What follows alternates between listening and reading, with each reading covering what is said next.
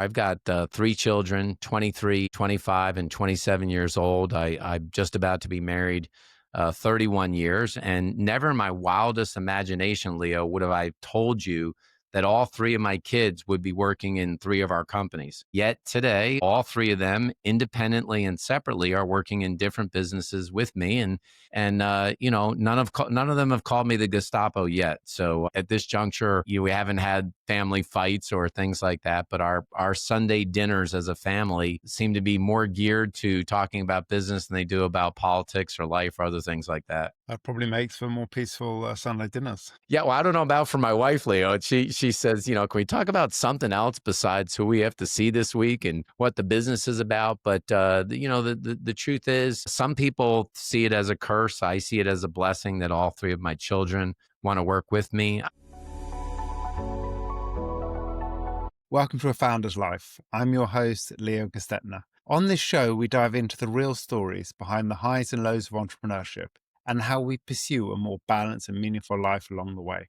This podcast is sponsored by Thankz, helping founders like us scale with reliable remote talent. Email founders@thankz.com, that's THANKZ.com, with the subject line, A Founder's Life, and you'll receive $1,000 off your first month. Now, today I'm excited to be joined by Ted Jenkin. Ted, thanks for joining us. Would you like to introduce yourself? Yeah, thanks, Leo, for having me on today. I'm Ted Jenkin. I'm the president of Exit Stays Left Advisors, and I'm also a columnist for Fox News here in the United States. Excellent. And talk to us a little bit about your journey that led you to where you are today, what you do today, which could take a while because you've got a number of businesses. Right. I feel like a lot of entrepreneurs, I started one business and then I caught the bug to open up a second and a third and many more. But I've built and sold three of my own companies. The largest in the States was a wealth management company that I was handling almost $3 billion. And we sold that company to Warburg Pincus. And upon selling my third company, I had a friend of mine, Leo, who basically said, "Hey, would you help me sell my company?" And I said, what do I know about selling companies? I mean, I built my own and I've sold my own. He goes, "I just feel like you'd be better than a broker or a banker. You'd have my best interest and you kind of know how this racket works." So I helped him sell his company. And then I did a second one. And that got me into the business that I run today, which is basically helping founder-led or family-owned companies that do between 2 million and 20 million of cash flow maximize their multiples while they minimize their stress. That's really what we do. Talking about, obviously, you've got that, and any other businesses that are sort of active today that you're involved in as well? I'm in some very interesting things that I'm active in. I'm in the business of basically selling air-conditioned hard hats, which I know probably sounds like an oxymoron. What does that mean? But we had some engineers that work for Louisiana State University, LSU, here in the United States, and they built a contraption that would retrofit inside of a construction hard hat in order to be able to cool a construction worker's head down while they work on projects. We all know that temperatures are rising around the world, and there has to be a way in very hot places to still do construction and try not to overheat or get better work productivity. So I'm in that business, which is really quite fascinating. And I'm also in the business of a model where we help renters in the United States get equity, which again might sound like an oxymoron, but in places like the UK, they've had shared equity programs forever, but we built a model to allow renters to be able to build up a cash reserve through a shared equity program and be able to get to home ownership. Couple interesting businesses not correlated to the one that I'm running every day. Love that. And talking a little bit about family. Oh, it's been a real blessing in here. I've got three children, 23, 25, and 27 years old. I'm just about to be married 31 years. And never in my wildest imagination, Leo, would have I told you that all three of my kids would be working in three of our companies. Yet today, all three of them, independently and separately, are working in different businesses with me. And none of them have called me the Gestapo yet. So at this juncture, we haven't had family fights or things like that. But our Sunday dinners as a family seem to be more geared to talking about business than they do about politics or life or other things like that. That probably makes for more peaceful Sunday dinners. Yeah, well, I don't know about for my wife, Leo. She says, can we talk about something else besides who we have to see this week and what the business is about? But the truth is, some people see it as a curse. I see it as a blessing that all three of my children want to work with me. I see almost each one of them every single day. And we get to talk about interesting things that happen during the day. And to some degree, it's allowed me to be a closer father figure in some ways than I was when they went to high school or grade school, where, I don't want to say I was absentee, but I was gone a lot running these businesses, and the kids may not have understood what world dad was in, but they understand much more today. Yeah, I think I get that. My daughter, my eldest, my 23-year-old, is a co-founder in my health app. So yes, we're definitely working together on that one. That should be launching soon. So that's quite fun, exciting, and definitely we have very complementary skill sets. So it works well. Yeah, and you know what I don't have to explain anymore? I don't have to explain why I need to leave the room to take a call on my mobile phone to talk about something, but we used to be on spring breaks as a family. It's like, where did dad go? Well, he's on the other side of the hotel taking a call or something like that. And, I have to explain it less, that business never sleeps, and there's usually some forest fire to put out, but we really enjoyed it. And congratulations to you. I feel blessed that it's happening right now. I love that. I love that you got all three. And tell me what health looks like for you. Well, I had a major epiphany slash life transformation about 4 years ago. I was very lucky to attend a place called Chenot, which is in the Alps in Switzerland, outside of Lucerne. And it was an 8-day program that you essentially went through a mimicked fast for 8 days while they did body scans, and every day you were red lighting and doing cryotherapy and mud baths and cupping massages. And it was all about a reset. And ever since then, I've gone to a very disciplined, I don't like to call it diet because that's really not what it is. It's a real disciplined food lifestyle and exercise lifestyle management. I red light and meditate for 20 minutes every day. I have a big red light wall at home. I'm a complete intermittent faster right now for a lot of reasons. I'm pound at least 100 ounces of water a day.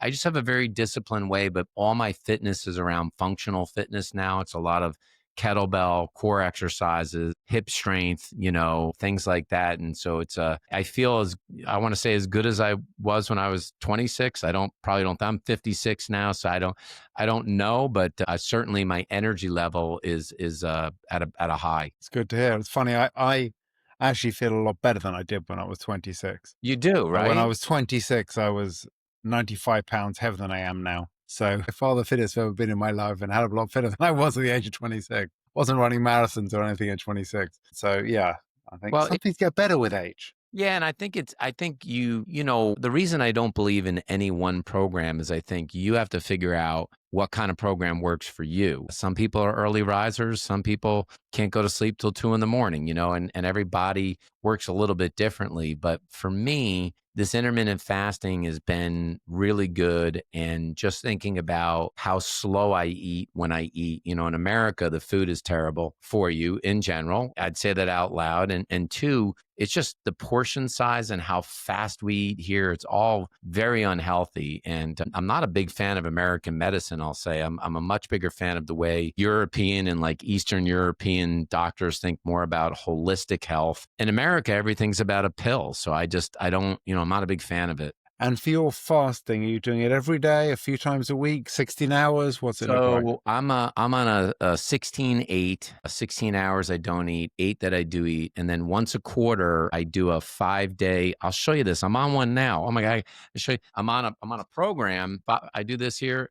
It's called ProLon. ProLon is like a mimicked fast for 5 days where you intake about 800 calories a day, because I'm a big believer in forcing your body into autophagy. And I believe that's part of how you keep your youth, is that you force your body to regenerate better cells. Now, some people listen to this, Leo, they could say this is hokey, but I don't believe so. I believe your body does get cells that get old, and you have to force it like people in the wilderness do, where they don't eat for a week and they survive just fine. So the last day I usually will do a water fast on the 5 days, and it's painful as hell, but I always feel a better reset. And then a couple weeks later, I feel that renewed sense of energy. So that's what I do. The ProLon's pretty cheap too. It's like $200 for the week. but I think it works great. Excellent. I do a 16-hour fast, 16, but I do it probably 3 times a week, roughly. It depends. Like if I'm doing a hard run the next morning, then it doesn't quite work for me to do Right. it. And also, I believe, and that's my version of science, which may be completely fake science.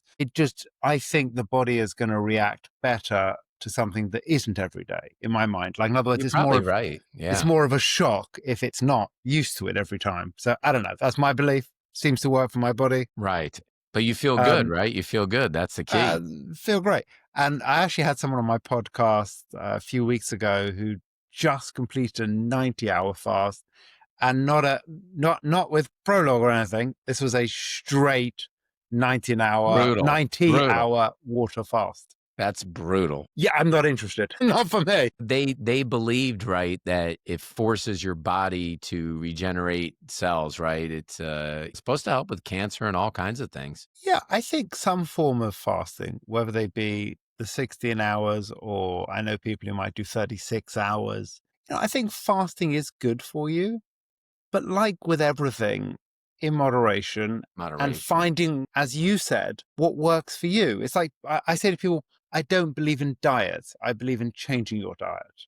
Our health app is about healthy habits. And one of the things we're doing differently to other people is we're saying a healthy habit doesn't need to be daily. Right. I think the problem with any kind of habit that's daily is you miss a day and you're suddenly like, well, okay, it's over now. Forget it. I'm done. I've missed it, Whereas a healthy habit that I say I'm going to walk an hour a day, 4 days a week. Well, okay, if I can keep that going 4 days a week, then I should be keeping my streak. It shouldn't have to be every day. So yeah, I think it's sort of like, what you might call the 80-20 rule. It's whatever it is, it's being whatever you want to be the majority of the time. I totally agree. I would have never thought of this had I not met the medical team out in Switzerland and the science behind this. The other thing is I never really used to take vitamins or any kind of supplements, but the blood work that they do, and I really recommend everyone gets deep blood work done. You can start to figure out the deficiencies in your body and what vitamins or supplements you should be taking. And so I take certain vitamins every day that I never did for my whole adulthood. And I think all of those in unison, has worked really well. Yeah, makes sense. And what do you like to do for fun? Well, it's an interesting question. My always initial response is collect LLCs, collect companies. But now, in general, I like to exercise. I'm playing some pickleball now, which is kind of fun. I like to read, but I'm not a fiction reader. I'm a total nonfiction reader. I'm reading a book called Pendulum right now, which is really interesting, just in the world about everything in the pendulum swinging back and forth, and it's a quite a fascinating book. But I like that kind of stuff and travel as much as I can. Small city, international, big city. You've got to enjoy what you work hard for as well. That's excellent. And what for you does a balanced life look like? And when I talk about a balanced life, I often talk about that center line being we're not monks, we're not permanently in balance, but overall, what's a balanced life Yeah. look like for you? Over the years, I've come to the conclusion it's more like work-life juggle than work-life balance, because there were a lot of people that would always tell me, Leo, you work too hard. You need to take time to smell the roses. And I was convinced that for many years that maybe I was doing this wrong, because why does my balance, if I'm happy, why do I have to use somebody else's version of balance? But I will tell you that I have a date night every Thursday night with my wife. That's a standing date night where my phone goes away, and we're just able to talk, and we have a long dinner, and that's important to me. We take walks 3 times a week. Again, I don't bring a phone. You're talking about doing a 5K. It's typically we'll do a 5K and walk and get caught up. We do a Sunday family dinner, no phone, which is really important, and that just that connectivity with your kids and your family. But to me, it's about trying to be as present as I can be in the important things, and not about I should be spending 50% of my time working and 50% of my time not working. It's about being present, because I think there are a lot of people, Leo, that say they have work-life balance, but they're not present in their spouse's life or their kid's life or whatever it may be. So the best I can, I try to make myself present in those moments where I'm with, I agree 100%. You're spot on. It's about being present when you're there. And what has been a pivotal moment for you?